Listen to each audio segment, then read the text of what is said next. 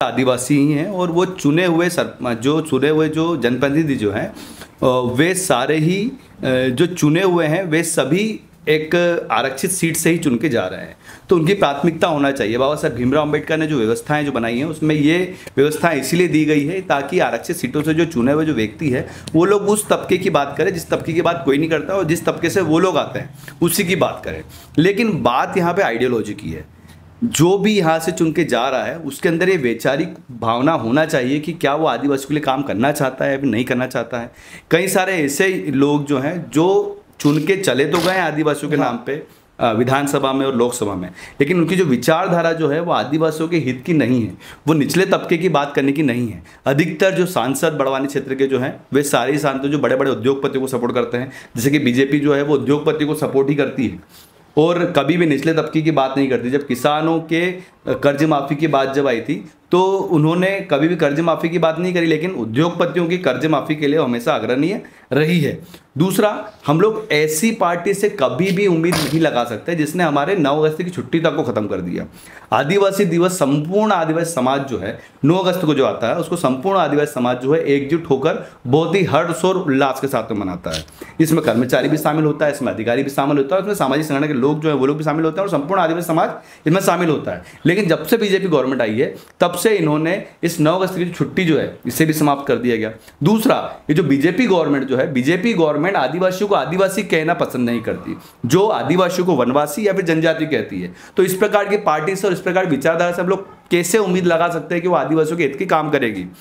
जो भी योजना है जो लाई गई है, मेरा मानना है जैसे कि एक आरटीई करके एक योजना है जिसके तहत बच्चे जो है, गरीब बच्चे जो है प्राइवेट स्कूलों में जाके पढ़ सकते हैं, बिल्कुल पढ़ सकते हैं। लेकिन ये जो आरटीई योजना जो है, मेरा मानना ये है कि गवर्नमेंट इसके पीछे एक बड़ी योजना है गवर्नमेंट की।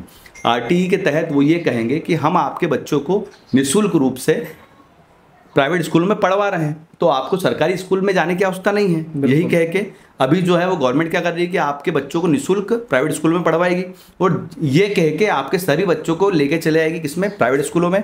और जब प्राइवेट स्कूल में आपके सभी के बच्चे जब प्राइवेट स्कूल में जाना स्टार्ट हो जाएंगे, उस समय पे जितने भी बच्चे जो सरकारी स्कूलों में जा रहे हैं वे सारे सरकारी स्कूल में जाना बंद कर देंगे और गवर्नमेंट जो है वो सरकारी स्कूलों को ये कह के बंद कर देगी कि यहाँ पे आप बच्चे जाने वाले कोई भी नहीं, यहाँ पे पढ़ने वाले बच्चे कोई नहीं, ये कह के उसे बंद कर देगी। दूसरा, आयुष्मान योजना भी जो है, आयुष्मान योजना देखो, जैसे जो आरटीई की योजना जो है, आरटीई की योजना जो है उसमें यह है कि वो सरकारी स्कूलों को बंद करने के लिए है और दूसरी जो आयुष्मान योजना जो है वो सरकारी अस्पतालों को बंद करने के लिए, क्योंकि आयुष्मान के तहत प्राइवेट अस्पताल में उनका इलाज करा रही है, तब तक इलाज होता रहेगा जब तक ये सरकारी अस्पताल समाप्त ना हो जाए, और जिस दिन सरकारी अस्पताल समाप्त हो गए उस दिन ये आयुष्मान योजना भी सरकार बंद कर दी जाएगी। अच्छा, थोड़ा सा हम इसे वापस पार्टी वाले मुद्दे पे आएंगे। तो जो निलंबित किया गया है तो निलंबन पे हम संतुष्ट होंगे या फिर इनके ऊपर ठोस कार्रवाई ताकि भविष्य में कोई ऐसी घटना न घटे?